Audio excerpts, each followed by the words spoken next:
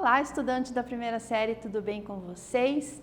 Sou a professora Arabel e junto com a Jéssica vamos trabalhar juntos, nós três, eu, a Jéssica e você, sobre a função afim.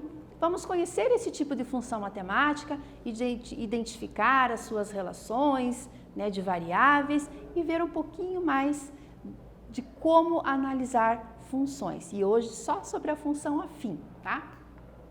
Objetivos da nossa aula: compreender a lei de formação da função afim e as relações de dependência entre duas variáveis. Então, a função afim é um tipo de função matemática. Agora, tudo que nós já aprendemos sobre funções, nós vamos aplicar exclusivamente na função afim e ver o seu comportamento, ver a sua lei de formação, analisar os seus valores, tá bom? Você sabe o conceito de função? Sabe sim, é uma relação entre duas variáveis, uma relação de dependência. Duas variáveis ou duas grandezas. Você compreende a relação entre duas variáveis de uma função. Elas têm uma dependência, ou todo mundo cresce, ou uma cresce e outra diminui, É uma relação de dependência, onde dá origem aí à análise dos gráficos também. Então, como identificar as variáveis envolvidas em uma função e a sua lei de formação? A lei de formação é a regrinha que a gente vai traduzir de um enunciado e transformar numa sentença matemática. A busca por padrões, regularidades e generalizações auxilia nas descobertas científicas e nos estudos e cálculos realizados para explicar fenômenos. As funções são ferramentas essenciais para descrever tais fenômenos matematicamente. Então, as funções são ferramentas matemáticas que vão auxiliar situações, problemas, sejam elas financeiras, sejam elas da natureza, tá? Então, as funções matemáticas têm essa finalidade. A relação de dependência vai envolver duas variáveis. Uma variável eu vou chamar de independente e ela vai fornecer os valores para que a função aconteça. Conjunto domínio, pessoal. Variável dependente, são os valores calculados pelas funções. Então, eu preciso de um valor para calcular. E aquele valor calculado na função é o conjunto imagem. Aqui as coisas começam a se misturar, não é mesmo? O valor pago por uma corrida de táxi em reais é dado em função da quantidade de quilômetros rodados. Quais são as variáveis envolvidas na relação? Qual é a variável dependente e qual é a variável independente?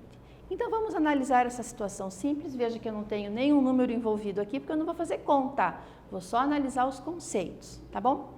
Quais são as variáveis envolvidas? Então, essa corrida de táxi, ela está mostrando o envolvimento de quem, tá? Quem com quem? O valor pago pela corrida e o quilômetro rodado. Depende de quantos quilômetros forem rodados, será o valor cobrado pela corrida do táxi, tá bom? Qual é a variável dependente? De quem que depende? O dependente é o valor pago pela corrida e a independente são os quilômetros rodados. Conforme a quantidade de quilômetros rodados, será o valor. E essas duas relações, essas duas grandezas, elas têm uma relação crescente. Quanto mais eu andar de táxi, mais eu vou pagar pela corrida, certo? Se vai ter valor fixo junto ou não, é outra história. Aqui no nosso exemplo não apareceu, tá? Mas aqui é só uma análise das grandezas envolvidas. No primeiro exercício, você vai fazer essa análise. Sabendo que o litro da gasolina custa R$ 4,09, responda na letra A, quanto pagará se uma pessoa abastecer 10 litros? Quanto pagará se uma pessoa abastecer 25 litros? Letra C, quanto pagará se uma pessoa abastecer X litros? Aqui vai entrar uma sentença algébrica. Letra D, quanto abasteceu uma pessoa que pagou R$ 89,98? Já é o contrário. E identifique a relação entre as variáveis. Faz aí rapidinho que nós já vamos corrigir.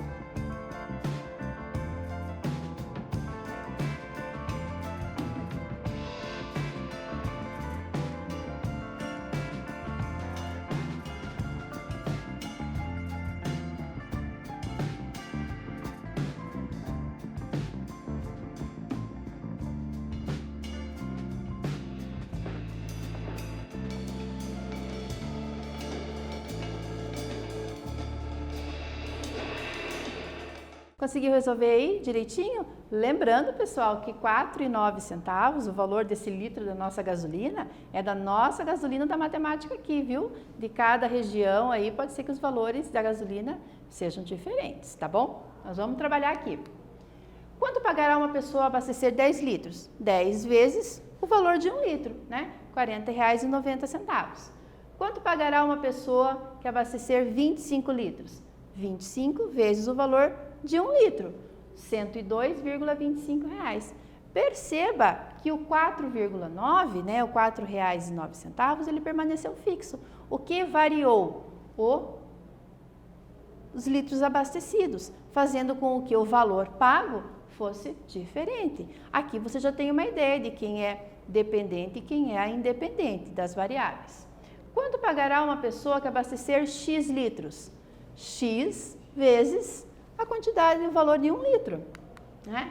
Então, para X litros, teremos que o preço a ser pago será 4,09, R$ 4,09, vezes o X. Ou ainda, transformando tudo para uma sentença matemática, não preciso daquele pontinho ali para mostrar a multiplicação. P, preço pago, igual 4,09 vezes X, tá? A lei de formação da função. A regrinha que vai fazer com que você consiga resolver todas as situações envolvendo esse probleminha, tá bom? Letra D. Quanto abasteceu uma pessoa que pagou R$ 89,98? Aí eu tenho que, esse é o valor pago, eu tenho que substituir na minha lei de formação na letrinha P. Usando a relação P igual a 4,09 vezes X, X é a quantidade de litros abastecidas e o valor dado no enunciado é o preço pago, 89,98 igual 4,09 vezes X. Vou isolar a minha variável dividindo aquilo que está multiplicando. 89,98 divididos por 4,09 dá um total de 22 litros. Então, essa pessoa que pagou esse valor abasteceu o seu carro, o seu automóvel, com 22 litros deste combustível, tá bom? Letra E. Identifique a relação entre as variáveis. Ao resolver essa situação, nós identificamos quem era a variável dependente e quem era a variável independente. O preço é a variável dependente. Eu vou pagar dependendo da quantidade de litros abastecida, variável dependente. E a variável independente é a quantidade de litros abastecidos, é aquilo que eu vou fornecer para a minha função. Tranquilo? O conceito de função nós já sabemos, né? Em uma função, a correspondência entre duas grandezas normalmente é descrita por uma sentença matemática chamada lei de formação. Agora você já sabe como fazer. Da função ou apenas lei de formação. Mas como que é a lei de formação de uma função afim? Nós estamos falando desse tipo de função. A função afim ou do primeiro grau caracteriza-se pela lei f de x, que também pode aparecer y, igual a ax mais b, onde nós temos que a e b pertencem ao conjunto dos números reais e o a tem que ser diferente de zero. Por que o a tem que ser diferente de zero? Porque quando ele é zero, a função vira constante, saiu a nossa variável, certo? Aqui eu tenho exemplos de função do primeiro grau, né, ou da função afim, e eu vou querer que você faça uma cópia bem caprichada dessa lâmina aqui, desse slide, para você registrar qual é a característica da lei de formação da função afim e a gente já continua.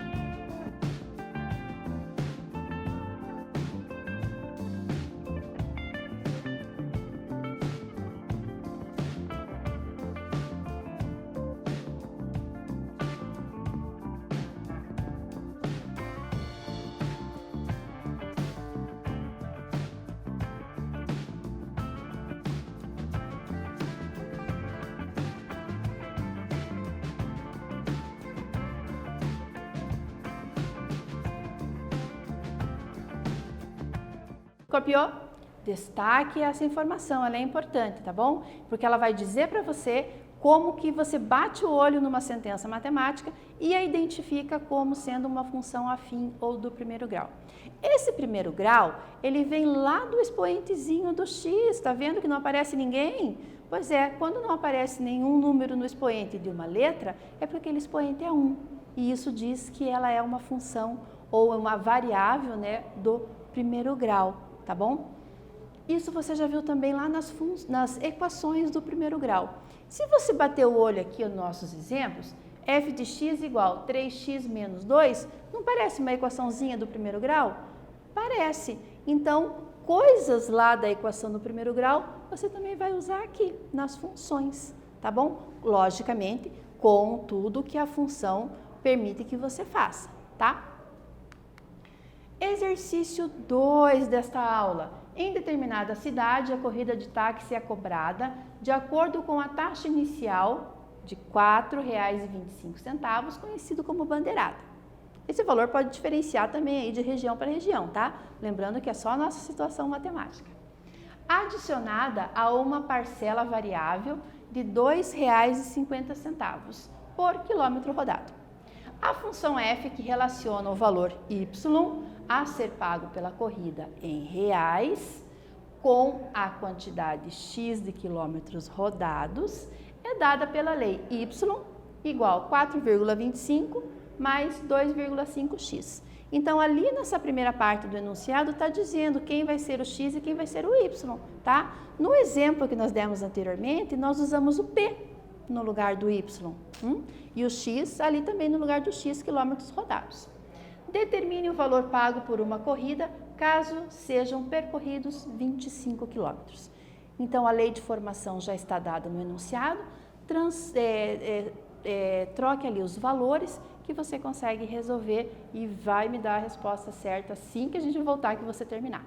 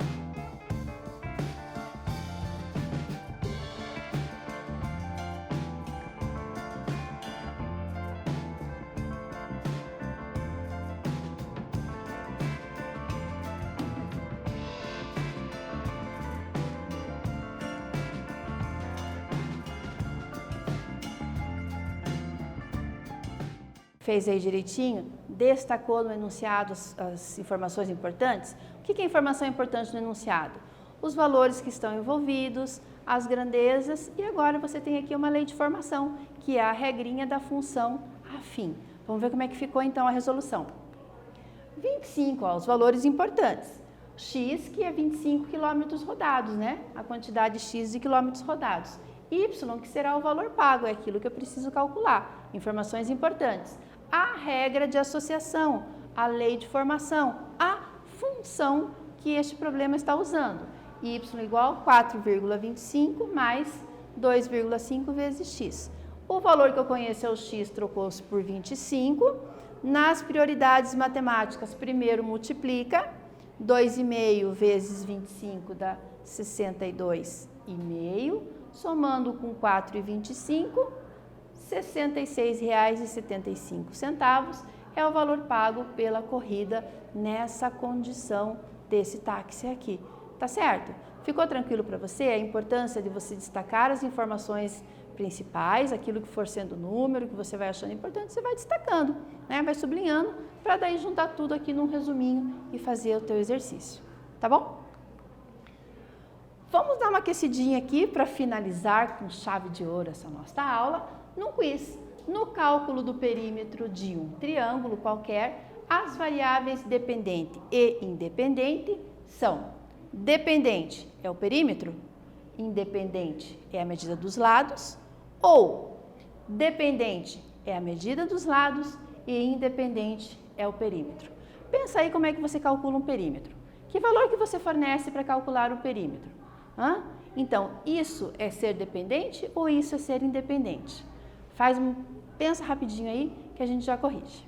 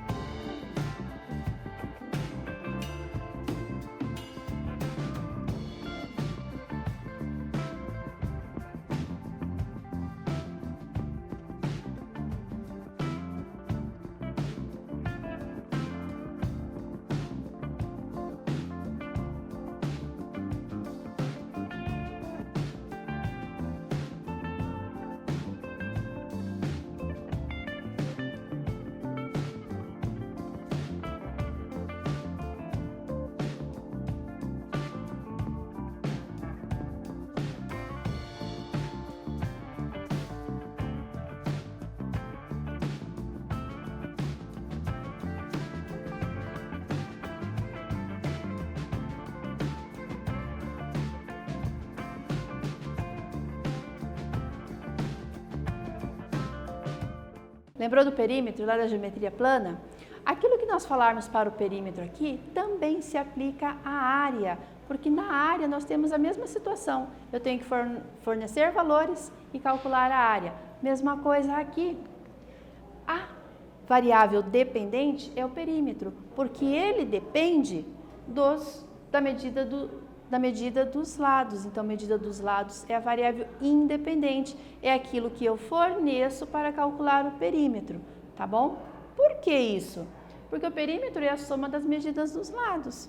Se eu tenho um triângulo ou qualquer outra figura plana, eu tenho que somar as medidas dos seus lados. Quantas medidas eu vou somar no triângulo? 3. Elas podem ser iguais, elas podem ser duas iguais, uma diferente, elas podem ser as 3 diferentes, não importa, mas essas medidas são as variáveis independentes. Reforçando então que a variável dependente é o perímetro e a variável independente é a medida dos lados. Falei que funcionava isso para a área e funciona também, tá bom? Só que para as áreas eu não tenho daí soma de medidas, né? Eu tenho para cada figura a formulinha do cálculo da sua área, tá bom? Nesta aula, nós vimos o conceito de variável dependente e independente de uma função e a lei de formação para resolver problemas envolvendo funções, certo? Variável dependente, vamos reforçar esse conceito. É a variável que precisa de outra para ser calculada. Então, a variável dependente é aquilo que vai sair da função, tá bom? Aquilo que eu vou calcular na função. Variável independente é aquela que não precisa de ninguém manda nela, é ela que dá a informação para que a função aconteça.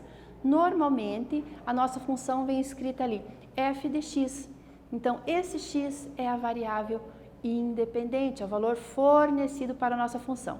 Tá legal? E aqui, a lei de formação é aquela regrinha matemática que vai caracterizar a função que você está trabalhando, tá bom? Ficamos por aqui, espero que você tenha gostado e até a próxima.